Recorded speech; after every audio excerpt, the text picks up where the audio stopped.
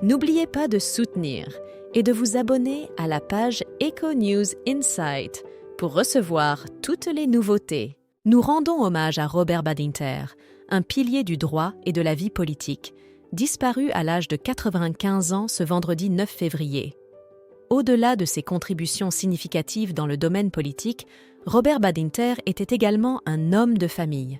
Il a traversé une période difficile dans les années 80, marquée par la disparition inexpliquée de sa fille Judith, un événement qui avait suscité une grande préoccupation à l'époque. La France vient de dire adieu à une de ses figures emblématiques, l'ancien garde des Sceaux, qui s'est éteint à l'âge de 95 ans dans la nuit du 8 au 9 février. Né à Paris en 1928, issu d'une famille juive originaire de Bessarabie, il a vécu son enfance pendant la Seconde Guerre mondiale, une époque qui a profondément marqué sa vie personnelle. Avocat de renom, sa carrière a pris une dimension nationale lorsqu'il a été nommé garde des Sceaux sous la présidence de François Mitterrand. Il est surtout connu pour son rôle déterminant dans l'abolition de la peine de mort en France en 1981, un moment historique pour la justice du pays. Sa contribution ne s'est pas arrêtée là. Il a également présidé le Conseil constitutionnel de 1986 à 1995 et a servi en tant que sénateur des Hauts-de-Seine jusqu'en 2011, laissant derrière lui un héritage de progrès et d'humanisme dans la justice française. Au-delà de sa carrière publique remarquable, Robert Badinter était également un homme de famille dévoué. Marié à Elisabeth Badinter, une éminente femme de lettres, il était le père de 3 enfants, Judith, Simon et Benjamin Badinter. Chacun d'eux a suivi un chemin professionnel fructueux dans leur domaine d'activité, tout en restant relativement discret dans l'espace public. Néanmoins, un événement impliquant Judith Badinter avait attiré l'attention dans les années 80, ajoutant une note d'énigme à l'histoire de la famille.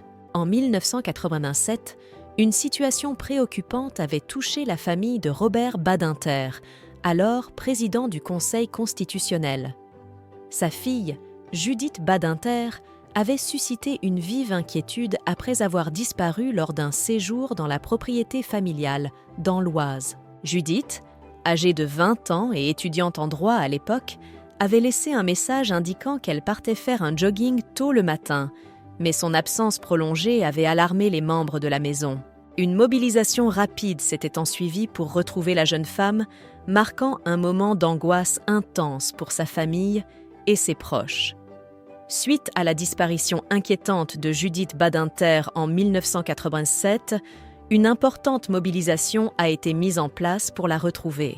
Une centaine de gendarmes, soutenus par 3 hélicoptères et des équipes cynophiles, ont immédiatement commencé les recherches. Les pompiers ont également exploré les environs de la rivière locale, envisageant la possibilité d'un accident pendant son jogging. Par ailleurs, l'éventualité d'un enlèvement a été considérée par le ministère de l'Intérieur. Contre toute attente, Judith a refait surface aux alentours de 1h du matin, en contactant sa famille et en se rendant chez un proche. Cette énigmatique absence a capté l'attention nationale, restant un sujet délicat. Robert Badinter, respecté pour son intégrité, a qualifié l'incident de question privée à caractère personnel, choisissant de ne pas divulguer davantage de détails et conservant le silence sur les circonstances précises de cet événement.